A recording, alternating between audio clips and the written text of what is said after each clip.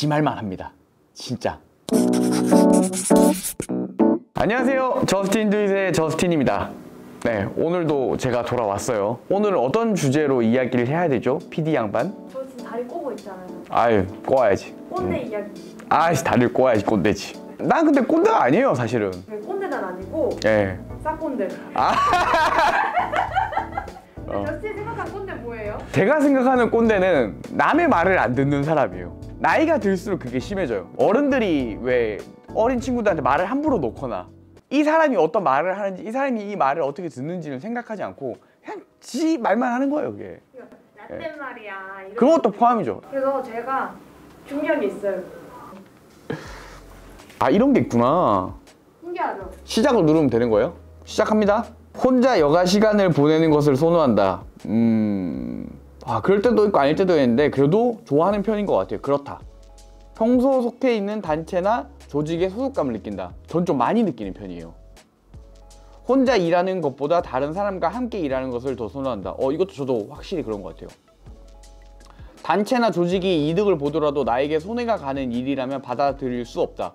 그렇진 않아요. 제가 조금 손해를 보더라도 뭐 조직에 이득이 되면 할 수 있어요. 근데 너무 많은 제가 손해를 봐야 되거나 이러면은 안 되죠. 소수의 의견까지 취합하는 것이 중요하다. 저는 매우 그렇다고 생각합니다. 어떤 문제가 생겼을 때 다른 사람의 의견을 듣는 것보다 스스로 해결하는 것을 더 선호한다. 조금만 힘내세요. 거의 다 왔습니다. 이 말이 꼭 필요한 것 같아요. 정말 질문이 많네. 이 정도면 MBTI 아니야? 근데 뭐 그렇게 신경 쓰는 타입이 아니에요. 그런 거에 대해서. 나왔어요? 나 1인데? 그건 뭐야? 이 꼰대가 아니라는 거야? 요란스런 처단자가 나왔어요. 뭔지 모르겠지만 다 처단하고 다니겠습니다. 요란스런 처단자의 특징, 문제를 해결하는 데 과거의 경험을 자주 적용하는 편. 네, 적용합니다. 새로운 모임이나 나가기보다 오래 알고 지낸 친구들과 자주 만남을 가지는 원효대사 고인물 스타일. 고인물 친구들이 좋긴 해요. 근데 새로운 모임도 나가긴 합니다. 이게 필요하니까, 일 특성상. 동료 또는 부하 직원과 허물없는 관계가 될 수 있다고 믿음. 맞아요. 믿지만 현실은 달라요. 믿어요. 그냥 적극적으로 의견을 내거나 논리적, 합리적 근거를 들어 설명하기를 좋아함. 제 법대 나왔지 않습니까? 또 아주 논리적인 거 좋아합니다. 의견이 다른 주제로 오래 논쟁하기보다 비슷한 부류의 친구들과 대화하기를 선호함. 그건 맞아요. 의견이 다른 주제로 오래 논쟁하면은 기빨리고 힘들어요. 이거 완전 난데? 요란스런 처단자의 잠재적 꼰대 성향. 자신의 논리와 경험을 믿는 만큼 남의 의견을 쉽게 납득하지 못하는 경향이 납득이 안 돼. 맞는 것 같아요. 특히 나이가 어리거나 지위가 낮은 사람을 무심결에 낮잡아 보는 버릇이 있음. 그럴 수 있다고 합니다. 일단 그러지 않으려고 노력을 하는데 그럴 수 있다고 하니 조심해야겠지. 주변인에게 독불장군 캐릭터로 비춰질 가능성이 높음. 이미지 이렇게 나락으로 떨어지죠? 괜찮아. 뭐 언제 이미지가 좋았던 적이 없는 것 같아. 요란스러운 차단자의 꼰대 탈출을 위한 솔루션이 있다고 합니다. 이것까지만 제가 볼게요. 주변에 솔직한 의견을 자주 물어라. 저는 독불장군 스타일이 좀 있기 때문에 제가 말을 직설적으로 하는 편이에요. 눈치를 많이 보가면서 말을 하는 타입이 아니다 보니까 또 해야 될 말을 해야 된다라는 주의가 좀 있거든요. 그런 게 있다 보니까 누군가 또 저한테 솔직하게 말해줄 수 있는 사람들을 곁에 두려고 좀 노력을 해요. 새로운 사람과 만남을 늘려 다양한 관점을 수용하자. 네, 되게 필요한 것 같아요. 내가 틀린 건 아닐까 하고 자문하는 습관을 갖자.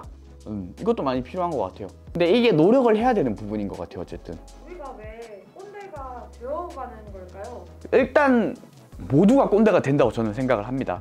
이유는 경험의 차이인 것 같아요. 꼰대라는 게 갑자기 사람이 변신을 하는 모습은 아닌 것 같고 우리가 나이가 들수록 더 많은 경험을 가지게 돼요. 나이가 들수록 데이터가 많아지고 더 많은 경험을 가지게 되면은 나보다 경험이 없는 사람보다 경험적 우위를 가지고 있다라고 스스로 판단할 수밖에 없는 거죠. 그러면은 자기가 가지고 있는 이 경험의 우위를 가지고 설명하려고 하거나 조언을 해준다라고 생각을 하면서 그 사람들에게 영향력을 행사하는 걸 좋아하기 시작해요.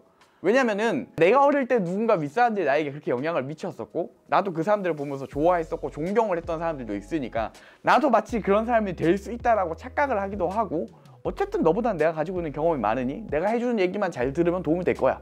약간 이런 마인드를 쉽게 가지게 되는 거죠. 반대로 얘기를 하자면은 친구들끼리도 경험이 더 많은 친구가 그 친구들 사이에서 꼰대일 가능성이 높아요. 꼭 나이의 문제가 아니라는 거죠. 아무리 경험이 많은 사람도 내가 얘기를 하지만 내 경험이 전부가 아니라고 믿는 사람은 꼰대처럼 절대 얘기하지 않아요. 꼰대처럼 얘기하는 사람의 특징은 자기가 경험한 게 전부라고 믿는 사람이에요.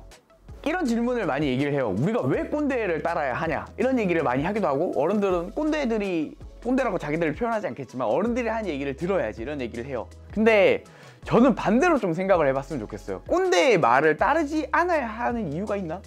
이 말이 뭐냐면은 그냥 꼰대라는 게 어떤 대단한 부류가 아니에요. 그냥 꼰대라는 건 인간의 수만 가지의 특성을 가지고 있는 캐릭터성 중에 저는 한 가지에 불과하다고 생각을 하거든요. 우리는 성장하기 위해서 다양한 사람들 얘기를 들으면서 자라요.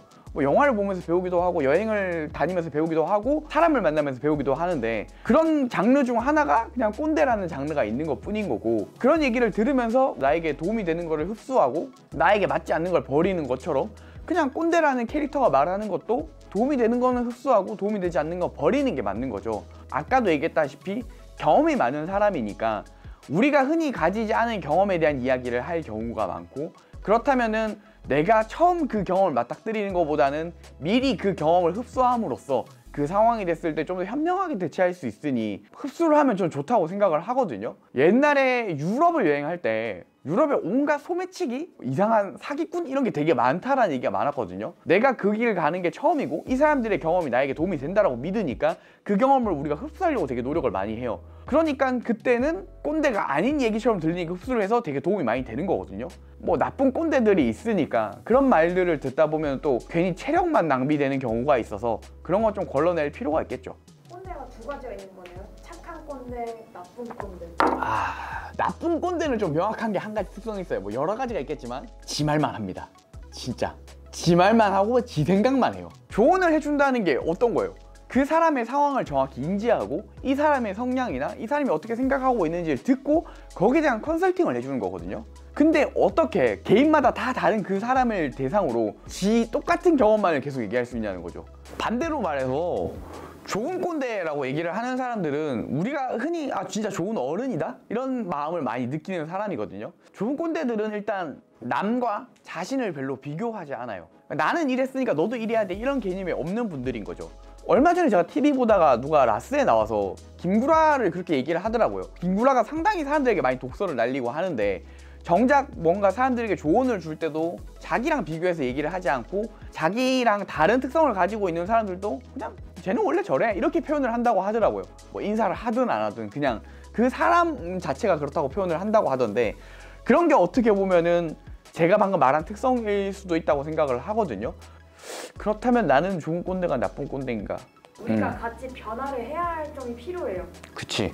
이거를 어떻게 얘기하면 좋을까요? 일단 이거에 대해서 얘기하기 전에 나 먼저 얘기하고 싶은데, 쪼이가 저 X세대인 줄 알고 자꾸 생각을 하고 얘기하던데 저 M세대예요. 8X도 M에 속하니까 저도 M세대이니까 M세대 입장에서 얘기를 하겠습니다. MZ도 결국 꼰대가 될 거기 때문에 이것을 세대 간의 갈등으로 우리가 생각하지는 않았으면 좋겠어요. 경험의 차이에서 발생하는 의사소통의 문제 정도로 생각을 하면서 단순히 꼰대니까 듣기 싫어, 꼰대 말 또 저러네, 또 꼰대가 얘기하네, 이런 관점으로 바라볼 게 아니고, 마찬가지로 기성세대들도 요즘 애들은 왜 저래 이런 관점으로 바라볼 얘기가 아니라는 거죠. 그냥 단순히 다른 경험을 가지고 있는 사람들끼리 대화를 나누는 거고, 경험이 좀 더 많은 사람이 경험이 좀 더 부족한 사람들에게 조언을 해주는 정도? 뭐 요 정도 마음을 가지고 얘기를 한다라면은 사실 딱히 갈등이 있을 내용이 없거든요. 저는 그렇게 생각을 해서 그렇게 하면 좋겠어요. 특히나 MZ세대는 제가 생각하기에 가장 똑똑한 세대라고 생각을 해요. 가장 많은 정보에 노출되는 세대고 가장 많은 것을 동시에 경험한 세대이기 때문에 누구보다 똑똑해서 이것을 가장 잘 활용할 수 있는 세대라고 저는 보는 거죠. 그러니까 꼰대도 비난하기보다는 활용하셨으면 좋겠다. 사실 이런 생각을 저는 많이 하고 저는 꼰대들을 많이 활용하고 있습니다. 그게 제 인생에 도움이 많이 되고요. 결론은 그거예요. 세대 간의 갈등 그딴 거 없다. 그냥 경험 많은 사람이 얘기하는 얘기 활용할 수 있는 거 활용하고 무시할 거 있으면 무시하고, 마찬가지로 기성세대들도 내가 하는 얘기들을 다른 세대의 친구들이 꼭 무조건 들어야 한다, 반드시 따라야 한다라는 관점으로 바라보지는 않았으면 좋겠어요. 오늘 영상은 여기까지 하겠습니다. 저스틴 do it, we do it. 감사합니다. 안녕. 라떼는 말이야.